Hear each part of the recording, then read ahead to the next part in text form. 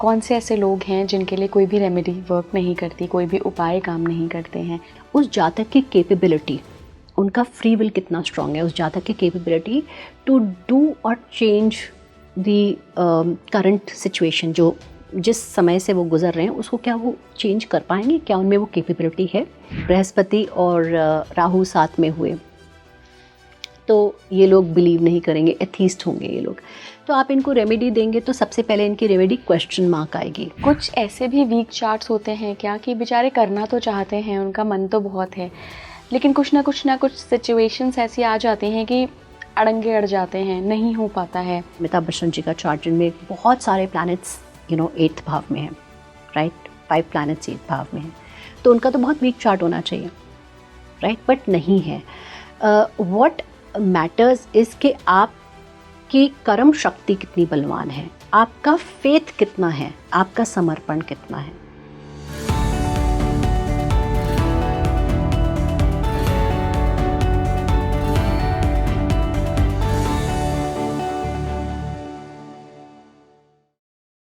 नमस्कार इंडिया, आप देख रहे हैं स्पीकिंग ट्री। मैं हूं आपके साथ हिला गोस्वामी।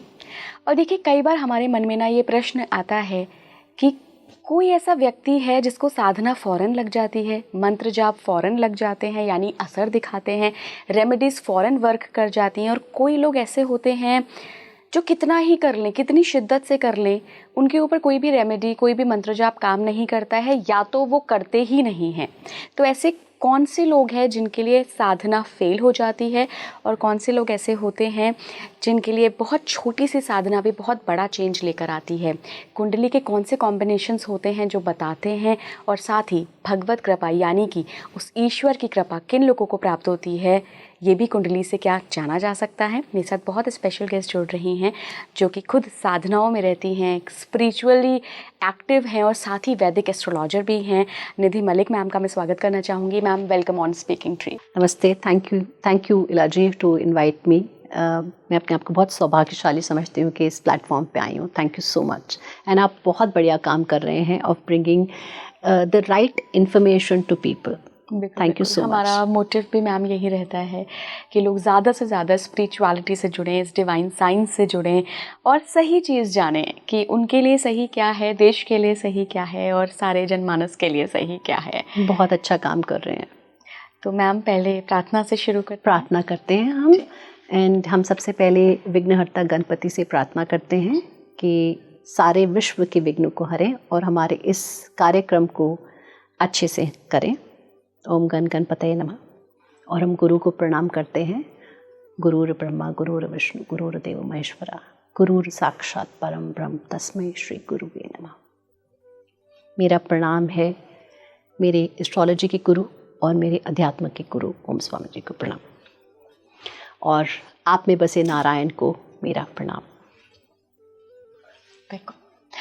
मैम, आज हम एस्ट्रोलॉजी और स्पिरिचुअलिटी दोनों को मिलाकर बात करेंगे कि कौन से ऐसे लोग हैं जिनके लिए कोई भी रेमेडी वर्क नहीं करती, कोई भी उपाय काम नहीं करते हैं।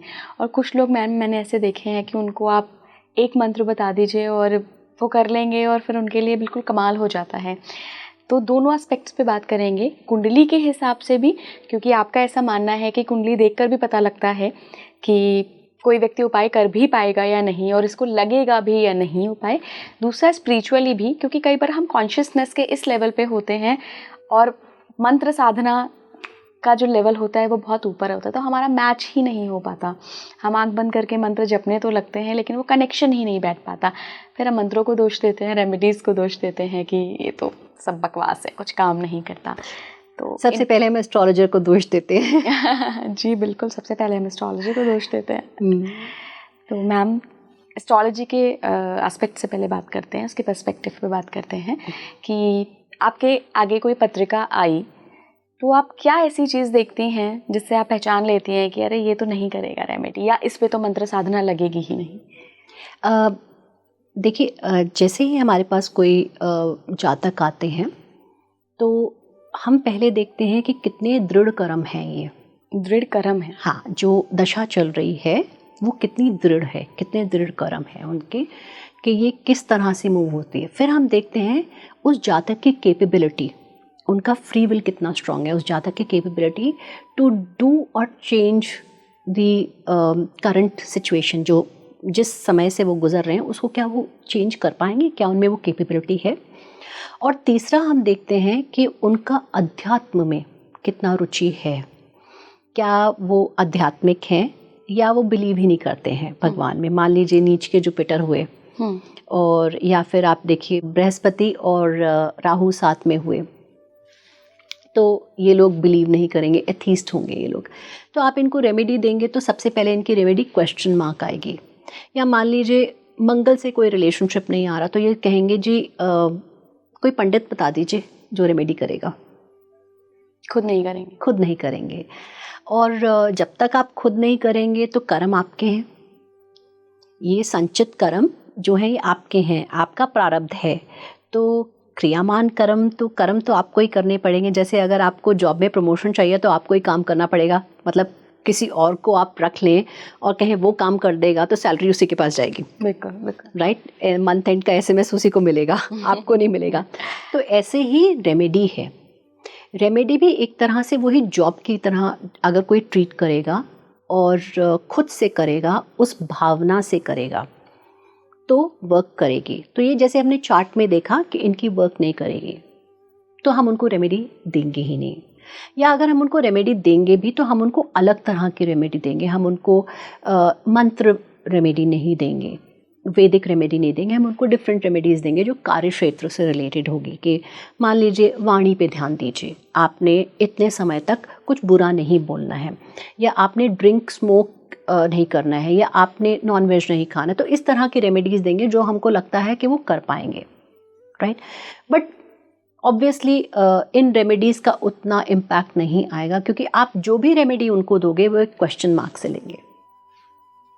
मैम कुछ ऐसे भी वीक चार्ट्स होते हैं क्या कि बेचारे करना तो चाहते हैं, उनका मन तो बहुत है, लेकिन कुछ ना कुछ सिचुएशंस ऐसी आ जाती हैं कि अड़ंगे अड़ जाते हैं, नहीं हो पाता है।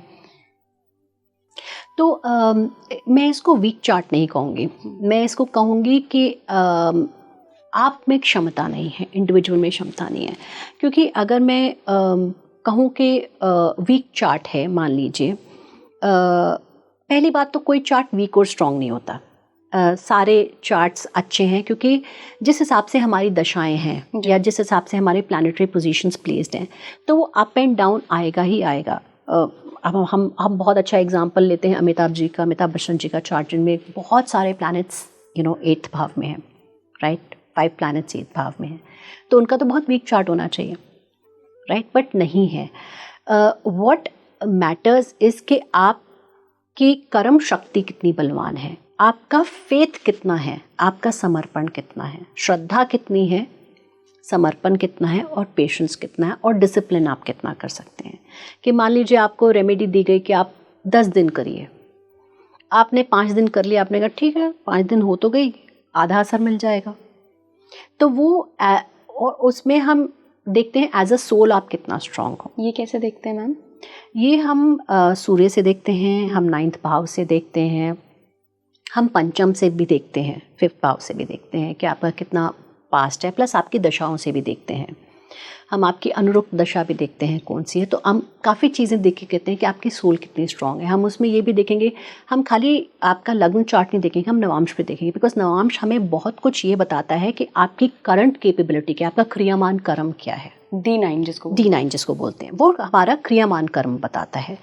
D1 एक तरह से हमारा प्रारब्ध है जो हम लेके आए हैं, और D9 हमारा वो है जो हम करेंगे, क्षमता। मान लीजिए आपका किसी का D1 में जुपिटर नीच का है लेकिन D9 में जाके उच्च का हो गया, तो बहुत परिवर्तन आ गया, या स्वग्रही हो गया। तो आपने अपने कर्मों से, अपने थॉट प्रोसेस से, अपने कर्मों से चीज़ों को चेंज कर लिया। कहाँ आप नेगेटिव थे, कहाँ आप पॉजिटिव हो जाते हैं। वैसे मैं बृहस्पति की नीच की बात कर रही हूँ, कलयुग में नीच की बृहस्पति अच्छे माने जाते हैं क्योंकि आपका वो थॉट प्रोसेस थोड़ा सा अलग हो जाता है, आप मैनूवर बेटर कर सकते हैं। जिनके उच्च के बृहस्पति होते हैं कलयुग के लिए वो इतने अच्छे नहीं है, बिकॉज वो बहुत ज़्यादा अध्यात्म, बहुत राइट वे से चलते हैं, मैनूवर नहीं कर पाते, मेलेबिलिटी नहीं होते। वो कहते हैं ना जो डाली मतलब मूर्ति नहीं है वो टूट जाती है। तो ये है, बट हाँ बहुत सारी चीज़ों में अच्छे भी हैं। तो ऐसे सूर्य देखा जाए या शनि देखा जाए या मंगल देखा जाए, तो सारे प्लैनेट्स को हम देखते हैं कि कैसे हैं और फिर हम रेमेडीज देते हैं। या जैसे मैंने आपको बोला दशा दृढ़ है, तो हम कहते हैं कि आप, कई बार हम ये भी कहते हैं कुछ ऐसे भी होते हैं जो आप किसी और से भी करा सकते हैं, क्योंकि वो आप में वो मंत्र ऐसे हैं कि आप उनका उच्चारण नहीं कर सकते या आप घर पे वो कर नहीं सकते हैं, उनको आपको बाहर करना होगा, तो फिर आप किसी स्पेशलिस्ट के पास जाके उनकी हेल्प ले सकते हैं। अच्छा मैम, कुछ लोग क्या ऐसे भी होते हैं जिनको सात्विक मंत्र ही लगते हैं और जिनको तामसिक मंत्र ही लगते हैं? नहीं, ऐसा नहीं है, बट हाँ वो डिपेंड करता है कि सिचुएशन क्या है। अच्छा। कि आपको तामसिक मंत्र तामसिक और सात्विक नहीं होता है। पहली बात, मंत्र है, बट मंत्र की श्रेणियां हैं कि तांत्रिक मंत्र है कि वैदिक मंत्र है। तांत्रिक मंत्र भी एक तरह से सात्विक ही हैं, बट डिपेंड करता है कि आप किस तरह से कर रहे हैं उनको। तो ये डिफरेंस होता है। मंत्र की ऊर्जा वही है। सो क्या ज़रूरत है हमें, मान लीजिए देवी की उपासना करनी है और देवी की आपको तंत्र मार्ग से करनी है, उग्र मार्ग से करनी है, तो आप तांत्रिक मंत्र देंगे। मान लीजिए देवी की आपको सौम्य मार्ग से करनी है, तो आप वैदिक मंत्र देंगे। तो ये डिफरेंस हो जाता है कि क्या समय है उनका, उस हिसाब से आप चूज़ करते हैं। भगवत कृपा मिलेगी, ईश्वरीय कृपा मिलेगी भी या नहीं, ये भी कुंडली से देखा जा सकता है? बिल्कुल देखा जा सकता है। से? इसको हम 9th हाउस से देखते हैं, इसको हम बृहस्पति से देखते हैं, इसको हम राहु और शुक्र से भी देखते हैं, राइट। हमें अष्टम भाव भी देखना है और 12वां भाव भी देखना है। तो ऐसा नहीं है कि हमने क्योंकि भगवत कृपा बहुत बड़ी चीज़ है, तो एक भाव को देखकर हम नहीं डिसाइड कर सकते हैं। और इसमें हम ऑल्सो आपका नवांश भी देखेंगे, तो मैम, और D24 भी देखेंगे जो आपका स्पिरिचुअल ग्रोथ है उसको। 9th भाव में क्या देखते हैं? अध्यात्म होता है ये सब। सो अध्यात्म आपका कितनी अध्यात्म उन्नति होगी, आपका 9th धर्म का भाव है, अध्यात्म का भाव है, आपके एंसेस्टर्स का भाव है, राइट, वो देखेंगे। 8th भाव से हम देखेंगे कि आप कितना डीप जा सकते हैं, क्योंकि वो स्पिरिचुअलिटी, अकल्ट साइंस का होता है, ऑकल्ट का है, अननोन का है, आप कितना डीप जा सकते हैं। 12th भाव से हम देखेंगे कि आप उस थॉट प्रोसेस से हैं कि नहीं है। शुक्र बहुत ज़रूरी होते हैं, क्योंकि शुक्राचार्य भी आचार्य हैं, बृहस्पति भी ज़रूरी हो गया आपके। दूसरा मंगल भी देखा जाता है ना, कि आप एफर्ट्स कर पाएंगे कि नहीं कर पाएंगे, आप बैठ पाएंगे नहीं बैठ पाएंगे।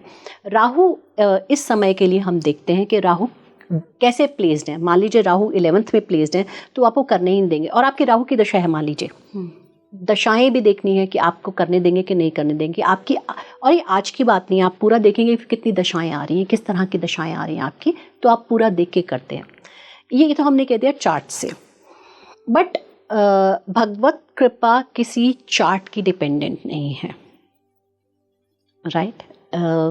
अगर उन्होंने डिसाइड कर लिया और एज अ सोल हमने डिसाइड कर लिया, अब इसमें हम अद्वैत का कॉन्सेप्ट ला सकते हैं। हम कह सकते हैं कि हम एक हैं, नारायण, सब में नारायण है और हम नारायण हैं, या सब में माँ हैं, सब में शिव हैं और हम एक हैं। तो अगर वो कहा जाए, तो आप अगर उनका अंश हैं, तो आपको भगवत कृपा की इंतज़ार करने की ज़रूरत नहीं है, ना वो किसी चार्ट के ऊपर डिपेंडेंट है। अगर आपने सोच लिया कि आपने उस राह में चलना है, तो आप उस राह में चलेंगे। पर हाँ, टेस्ट्स होंगे आपके, टाइम टू टाइम भगवान आपको टेस्ट करेंगे ज़रूर। और वो कहा जाता है कि जो भगवान के सबसे प्रिय होते हैं, उनको सबसे ज़्यादा मुश्किल झेलनी होती है। और ये हम शनि की दशा में देखेंगे, जो सबसे ज़्यादा भगवान के प्रिय होते हैं, उनको ज़्यादा झेलना होता है। ये हम शनि के गोचर में भी देखेंगे कि किसके लिए क्या समय आ रहा है। 7.5 यही कराती है कि आपको ट्रेनिंग देती है, आपको प्रिपेयर करती है।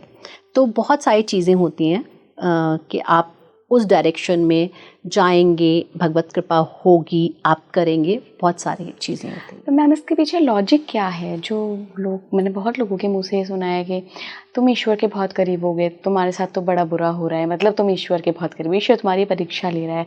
पर क्यों, ऐसा क्यों है? देखिए, एक चीज़ ऐसे समझते हैं पहले कि जो एक पत्थर है, उसको तराशेंगे, जब आप उसको तराशेंगे वो तभी तो पता लगेगा कि वो डायमंड है।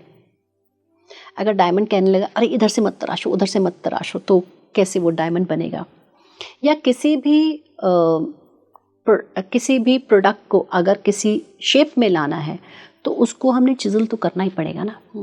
ऐसा ही है। दूसरा, जब तक आप अपने डेट्स जो हैं, अपने ऋण जो हैं वो ख़त्म नहीं करेंगे, तब तक आप आगे कैसे बढ़ेंगे? क्योंकि सब कुछ तो ऋणों का खेल है ना। क्रेडिट बैलेंस तो आपके लिए अच्छा है, बट डेबिट बैलेंस जो है, जो नेगेटिव आपके कर्म है, जो कर्म आपको बुरे कर्म है, तो आप जब भी बुरे कर्म का पे ऑफ करेंगे तो बुरा ही मिलेगा, क्योंकि आपने बुरा किया तो आपको बुरा मिलेगा। तो जब तक आप वो सारे ख़त्म नहीं करेंगे तब तक आप सुख में कैसे आएंगे? तो कई बार तो मैम पूरा जन्म लग जाता है इसको खत्म बिल्कुल करने लग जाता है। तो अब अगर आप देखिए तो जो बिलो पॉवर्टी लाइन लोग हैं वो भी तो अपने कर्म काट ही रहे हैं ना। या कुछ लोग अच्छे घर में पैदा होके भी परेशान रहते हैं, सब कुछ है पर खुशी नहीं है, परेशान रह रहे हैं। या अगर आप देखें ट्विन्स हैं, 2 भाई, मेरे पास एक बहुत इंटरेस्टिंग केस है ऐसे, 2 भाई हैं, एक भाई को 2 टाइम्स के मील्स के लिए भी प्रॉब्लम है और एक भाई कनाडा में फ्लरिशिंगली सेटल्ड है। ट्विन्स हैं दोनों, एक ही समय पे पैदा होंगे, क्या पता एक आधी मिनट इधर उधर हो, लेकिन फिर भी लगना तो सेम होगा। 1-2 मिनट पर नवांश अलग हो गया ना आपका, बाकी चार्ट्स अलग हो गए आपके। तो वो बहुत बढ़िया कर रहे हैं। और जब भी ब्रदर उनको हेल्प करने की कोशिश करता है, कुछ मनी भेजता है, हेल्प करने की कोशिश करता है, तो ऐसी सिचुएशन आ जाती है कि वो मनी किसी और फॉर्म में यूज़ हो जाता है और उनको उस जो रियल पर्पस के लिए ब्रदर कभी हेल्प करने की कोशिश करते हैं वो अचीव ही नहीं होता है। तो ये है, एक चीज़ ये है। और बाकी आप देखिए, अगर हम बात करें सूरदास, कबीरदास, ये सब टफ सिचुएशंस में गुजरे हैं। मीराबाई कृष्ण की कितनी बड़ी मीराबाई तो बहुत ब्यूटीफुल एग्जाम्पल आपने याद दिलाया। तो मीराबाई हैं, उनका भी टफ टाइम था। और अगर आप देखें तो भगवान कृष्ण का भी बहुत अच्छा टाइम नहीं था, उनके तो हमेशा अप्स एंड डाउन्स रहे हैं। जब प्रभु का अपना ही नहीं रहा तो भगवान राम की भी देखिए। तो फिर मैम ये कौन सी सोल्स होती हैं जो मतलब जन्म से ही सोने का चम्मच लेके पैदा होती हैं? इनके क्या बहुत पिछले जन्म के कर्म होते हैं कि वो बिल्कुल संचित कर्म ही इतने अच्छे हैं कि आपको परिवार ही ऐसा मिला और फिर थ्रू आउट लाइफ आपको स्ट्रगल ही नहीं करना पड़ा? बिल्कुल, संचित कर्म। और दूसरा, एज अ सोल आपने डिसाइड कर लिया कि इस जन्म में मेरे को नेगेटिव डेट्स नहीं पे ऑफ करने, इस जन्म में मेरे को, बिल्कुल इस जन्म में मेरे को खाली हैप्पीनेस चाहिए, पॉजिटिव। मैं एज अ सोल थक गई हूँ और मुझे इस जन्म में केवल पॉजिटिव चीज़ें सेटल करनी है, तो आपने कर ली। बट हाँ, अगर मैं दूर से देखूँ तो मुझे सब सुखी लगते हैं, राइट। लेकिन अगर आप नज़दीक जाके देखोगे तो कुछ ना कुछ प्रॉब्लम ज़रूर है। और इसी को हम विंशोत्तरी दशा का जो लॉजिक है यही है कि आपकी बृहस्पति के बाद शनि की दशा आएगी। हाँ जी। केतु के बाद शुक्र की दशा आएगी। बिल्कुल, इसका लॉजिक क्या है मैम? बृहस्पति की दशा में क्या होता है, फिर शनि की दशा में क्या होता है? बृहस्पति की दशा आपकी जनरली डिपेंड करता है कैसा, बट जनरली क्योंकि बेनिफिक प्लैनेट है तो अच्छी होगी। शनि की दशा, शनि को जनरली मेलेफिक माना गया है, तो आपकी वो टफ हो सकती है। But depending on your chart बहुत अच्छी भी होती है, but depending on your chart के कैसी है। शनि योग कारक हो गए फिर तो बल्ले बल्ले है। लेकिन अगर अष्टमेश हैं तो थोड़ा सा इशू आ सकता है, बट कहीं और आप अच्छा भी कर सकते हैं। तो वही बात है कि आपका रिएक्शन टू एक्शन कैसा होना चाहिए, वो बहुत इम्पॉर्टेंट है, वो सब कुछ डिफाइन करता है आपका। तो this is what it is. Ma'am, किसी भी साधना में या किसी भी रेमेडी में सरेंडर पावर की क्या वैल्यू होती है कि आपने बिल्कुल सरेंडर कर दिया, कभी ईश्वर तेरे हाथ में ही है, तो ही नैया पार लगा? देखिए, रेमेडी ना कुछ लोगों के लिए वर्क करती है और कुछ लोगों के लिए वर्क नहीं करती है, और हम ब्लेम हमेशा रेमेडी को दे देते हैं। तो सबसे पहले अगर हम ये एक्सेप्ट कर लें कि जो भी है वो हमारा है, राइट, तो हमारे जीवन में बहुत सारी चीज़ें आसान हो जाएगी। हमारे को वर्क प्लेस पे प्रॉब्लम आए तो हमने कह दिया बॉस रिस्पॉन्सिबल है। हमारे को घर में प्रॉब्लम आए तो हम कहेंगे पेरेंट्स या वाइफ या भाई या बहन कोई रिस्पॉन्सिबल है। बट पॉइंट इज़ कि आपकी अपनी सोल जर्नी है, राइट, आपने डिसाइड करा है, पहली बात। दूसरी बात, ये आपके अपने कर्म हैं, आपको करने हैं। तो इसको अगर मैं एक्सटेंड करूँ तो रेमेडी भी आपके अपने कर्म हैं। अगर आपको अपने कर्म चेंज करने हैं तो आपको रेमेडी खुद करनी पड़ेगी, सबसे पहली बात। अब मान लीजिए रेमेडी आपको मंत्र में दी गई है, तो आपको अगर उस मंत्र को इम्पैक्टफुल करना है तो आपको उस मंत्र से कनेक्ट करना पड़ेगा। जब तक आप उस एनर्जी से कनेक्ट नहीं करेंगे तब तक आपको वो एनर्जी हेल्प नहीं कर पाएगी। फॉर एग्जाम्पल, इसको बहुत सिंपल तरीके से देखते हैं। अगर एक छोटे बच्चे को अपने पेरेंट्स से कुछ चाहिए तो वो अपने पेरेंट्स के पास जाएगा और कहेगा मम्मा मुझे ये टॉय चाहिए, या लेट्स से यूथ को बाइक चाहिए, मुझे बाइक चाहिए। पेरेंट्स ने मना कर दिया फर्स्ट टाइम, ठीक है, लेकिन उसकी वो इच्छा बहुत तीव्र है। सो सबसे पहले इच्छा के मुझे ये कर्म सुधारना है, सबसे पहला स्टेप, राइट, कि मुझे ये कर्म चेंज करना है। छोड़ देगा, 2 दिन बाद फिर जाएगा, 3 दिन बाद फिर जाएगा, 5 दिन बाद फिर जाएगा, 2 महीने बाद फिर जाएगा। हार के मम्मी को गिव इन करना पड़ेगा, राइट, और मम्मी आपको बाइक लेके देंगी। तो ये ही एग्जैक्टली मंत्र रेमेडी जब होती है तो यही करना होता है। अब इसमें क्या करा, उसने अपनी मदर से कनेक्ट करा, पहली बात उस ऊर्जा से कनेक्ट करा, हायर पावर ऑफ ऊर्जा से कनेक्ट करा, अपनी मदर से कनेक्ट करा, हायर पावर ऑफ ऊर्जा, बिकॉज उनमें कैपेबिलिटी थी देने की। तो हम क्या करते हैं, मंत्र के थ्रू हम उस हायर ऊर्जा से कनेक्ट करते हैं, राइट, दैट एनर्जी। मंत्र क्या है, mantra is nothing but a connection to that energy, right, क्योंकि और लोगों ने उस एनर्जी को सिद्ध किया हुआ है, उस एनर्जी को जनरेट किया हुआ है, तो यूनिवर्स उस एनर्जी को समझता है। It's the language of universe, okay. तो आपने पहले हायर पावर से कनेक्ट करा। अब आप हायर पावर से कनेक्ट कैसे करेंगे, जब आप उनके पास जाएंगे। उनके पास जाने के लिए आपको वो परसिस्टेंस, वो फेथ, वो श्रद्धा और वो सरेंडर करना पड़ेगा कि भाई मम्मी ही लेके देंगे या पापा ही लेके देंगे।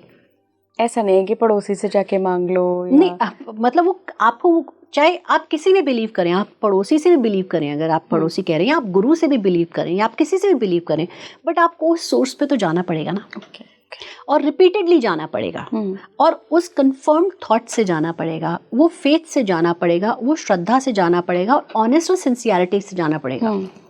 जब तक आप सिंसियरिटी से नहीं करेंगे तब तक कैसे वर्क करेगा। तो मंत्र में भी आपको सेम सिंसियरिटी रखनी है, वही फेथ रखना है, उस हायर एनर्जी से आपको कनेक्ट करना है। आप बैठे हुए हैं, मंत्र कर रहे हैं, और साथ साथ आप सोच रहे हैं अरे यार वो नेटफ्लिक्स पे शो वेस्ट हो रहा है, अरे वो इतने टाइम में मैं वो कर लेती, अरे आई कुड हैव, यार that pizza was very nice, after I finish this too quickly I will order that pizza. तो आप मंत्र से कनेक्ट ही नहीं हो रहे हैं। इट्स द सेम वे कि आप मम्मी के पास जा रहे हैं और आप बाइक की बात शुरू करके आप मम्मी के साथ, किसी मम्मी ने आपसे दूसरा टॉपिक शुरू करा, आप डाइग्रेस हो गए, राइट। तो क्या आपको बाइक मिलेगी? मम्मी ने कहा तो हाँ ये तो मान गया आसानी से, राइट। एक पॉइंट ये है कि जो इसको पूरे समर्पण, श्रद्धा और फेथ, जैसे आपने कहा सरेंडर, समर्पण, श्रद्धा और फेथ, क्योंकि सरेंडर के लिए या समर्पण के लिए फेथ बहुत ज़रूरी है कि आप उनमें विश्वास करते हैं, तभी आप करेंगे। साईं बाबा बहुत अच्छी चीज़ कहते हैं इसमें, श्रद्धा और सबूरी, पेशेंस, वो भी बहुत ज़रूरी है, क्योंकि किसी भी मंत्र का इम्पैक्ट इमीडिएटली नहीं आ जाएगा। आपने करा 1 हफ्ता कर लो मैं हो जाएगा, नहीं, क्योंकि ये आपके कितने जन्मों के कर्म हैं, कितने जन्मों के कर्म हैं।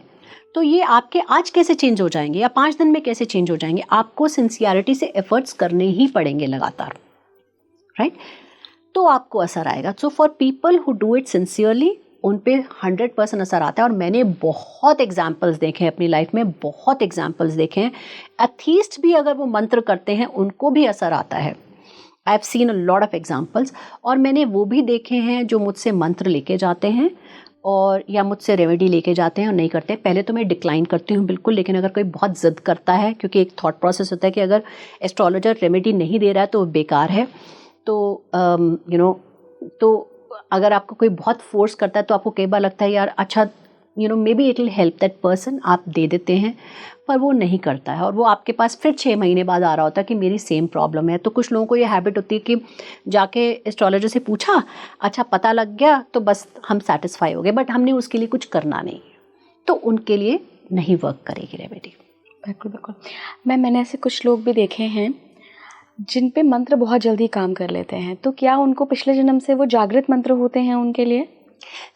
किसी ने अगर पिछले जन्म से साधनाएं की हुई हैं तो वो इट्स लाइक के माचिस की तरह इग्नाइट हो जाते हैं। आपने एक बार करा रब और वो इग्नाइट हो गए। तो आपने, चाहे वो मंत्र हो चाहे कोई भी मंत्र हो, अगर आप पिछले जन्म से साधनाएं करते आ रहे हैं तो आपकी soul, and that is why I said कि हमारी सोल तो ओल्ड है ना, हम नए हैं, एज अ बॉडी हम नए हैं, बट सोल तो वही है ना। चित्त में हमारी मेमोरीज तो वही है ना, राइट। मेमोरीज तो हमारे चित्त में रहती हैं और चित्त इज सोल, वो मेमोरीज कैरी करके आ रहा है। सो जैसे मैंने कहा कि हर मंत्र का जाप, एक एक मंत्र का जाप उस मंत्र बैंक में चला जाता है, एक मंत्र भी वेस्ट नहीं जाता। आपने चलते चलते भी हरे कृष्णा बोल दिया या आपने किसी को जय श्री कृष्णा भी बोल दिया तो वो भी आपके अकाउंट में चला जाता है। इसलिए कहा जाता है राम राम करिए। पहले ज़माने में हमारे कहा जाता था राम राम करो, क्यों? क्योंकि वो आपके अकाउंट में जा रहा है। किसी तरह तो आप प्रभु का नाम ले रहे हैं, तो आपका मंत्र बैंक में चला गया वो। और जब आप अब इस बर्थ में आए और आपने जाप करना शुरू करा मंत्र को, तो वो लाइक अ मैच स्टिक, वो इग्नाइट हो जाता है और आप फिर बहुत जल्दी अपनी साधना में बैठ जाते हैं। तो मैम ये गुरु की शक्ति होती है या हमारे आत्मा की शक्ति होती है? Very very good question. मैं इस पॉइंट को मेंशन करना चाहती पर बोलते बोलते स्किप हो गया। तो अगर आपको गुरु से एक जागृत मंत्र मिलता है तो वो भी बहुत जल्दी वर्क करता है, बहुत जल्दी वर्क करता है, बिकॉज वो ऑलरेडी जागृत मंत्र है, गुरु ने आपको दिया है, तो वो बहुत जल्दी वर्क करेगा। But again it depends on कि आप किस श्रद्धा और किस समर्पण से कर रहे हैं।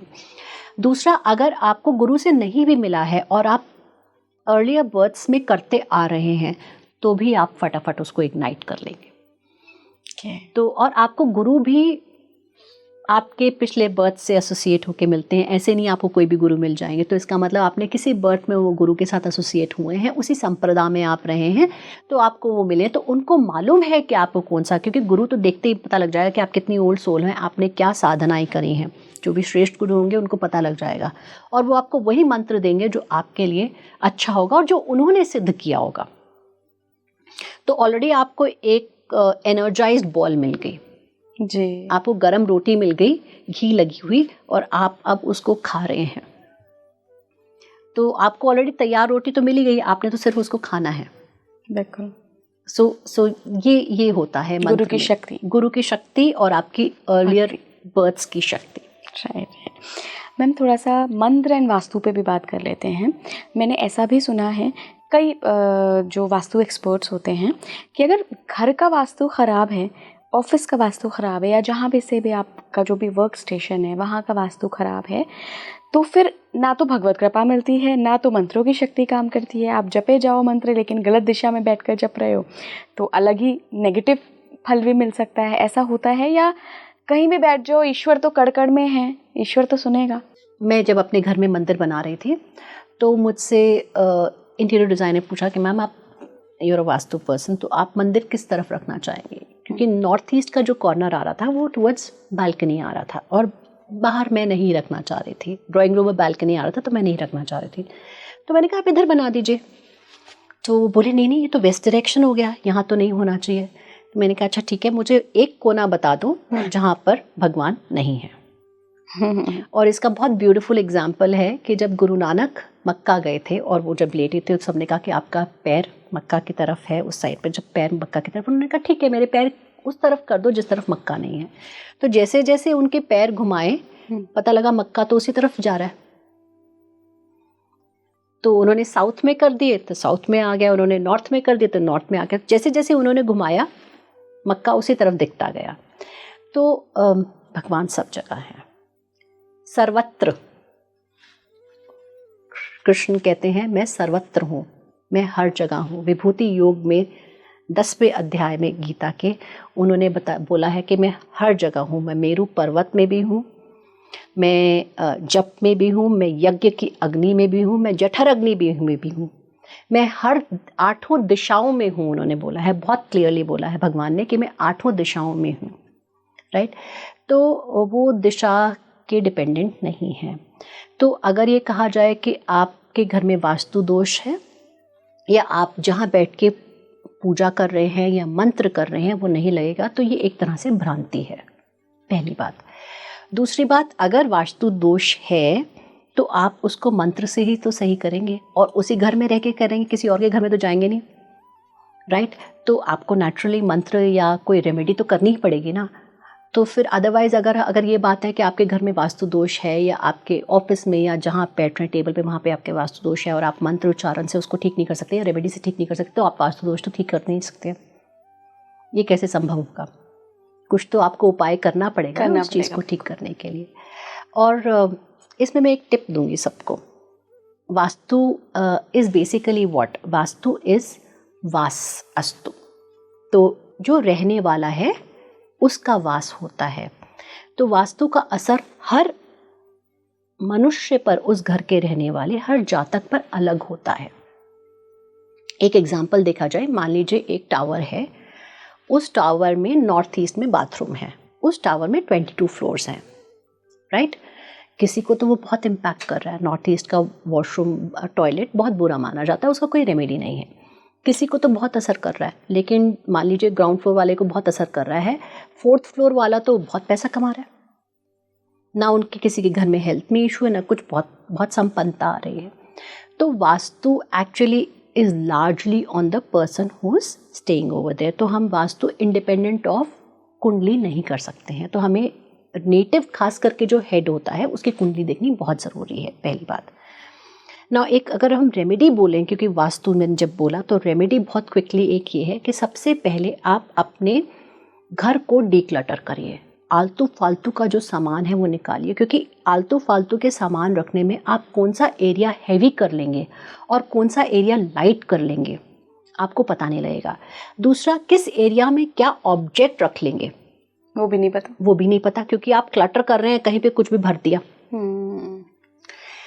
थर्ड इज कि आप अपनी अलमीराज को बहुत ऑर्गेनाइज रखिए, राइट। वो भी बहुत ज़रूरी है, क्योंकि आप अपने अलमीराज को ऑर्गेनाइज रखेंगे, घर को क्लीन रखेंगे, तो लक्ष्मी का वास होगा, आपके शुक्र एनी विच वेज एनहांस होंगे। बिकॉज लक्ष्मी हमेशा, मातंगी माँ, लक्ष्मी माँ हमेशा क्लीनलीनेस में रहना चाहती हैं। उनको फ्रेग्रेंस बहुत पसंद है, उनको फ्लावर बहुत पसंद है, वो ऐश्वर्य की देवी हैं।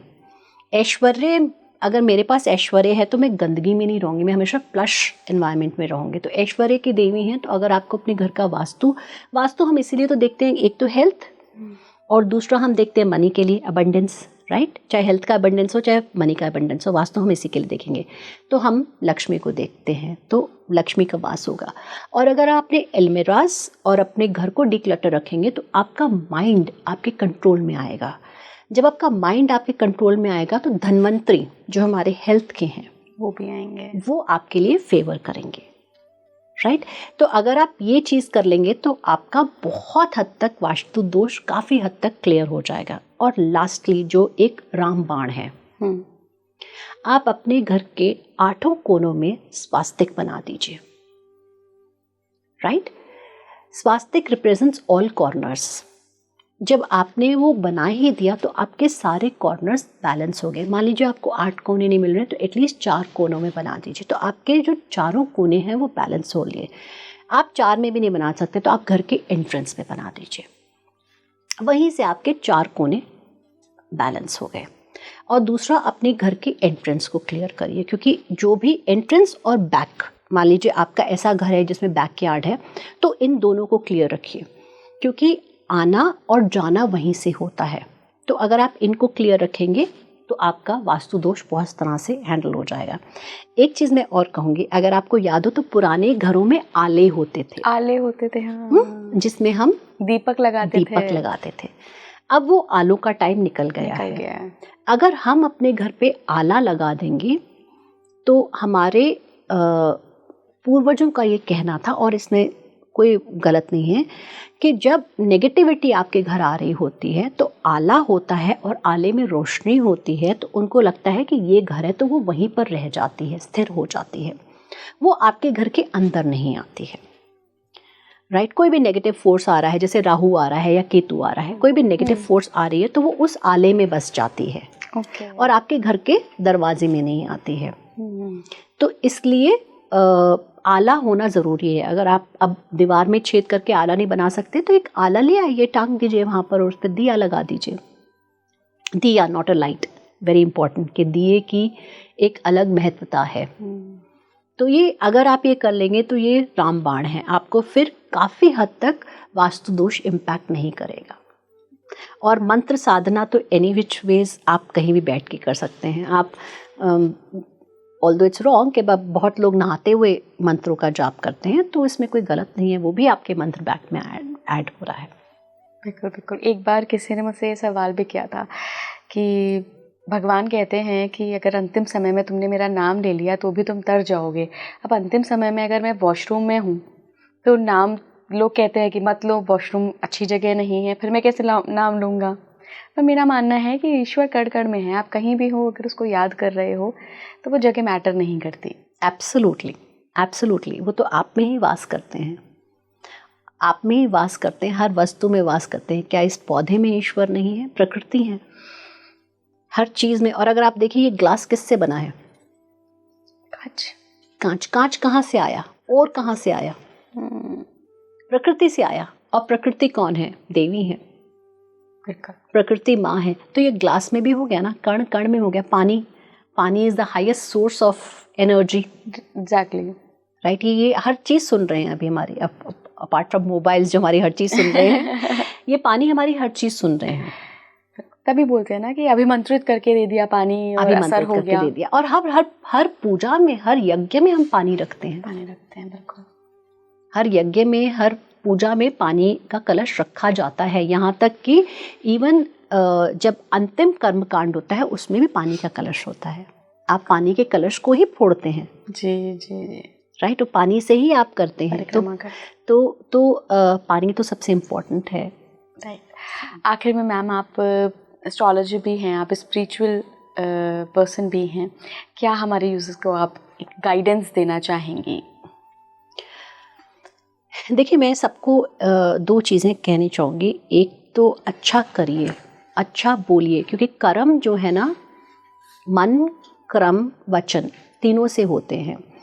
मन में हमने किसी के लिए क्या सोचा, राइट, और उस भावना से हम बोल क्या रहे हैं। मान लीजिए मन में हम किसी के लिए बुरा सोच रहे हैं और बोल अच्छा रहे हैं, तो वो तो वर्क नहीं करेगा। और अपने एक्शन से भी हम अच्छा करें। तो तीनों चीज़ों से हमें अच्छा करना चाहिए, वो बहुत बहुत ज़रूरी है। वाणी बहुत ज़रूरी है, क्योंकि वाणी is second house as well.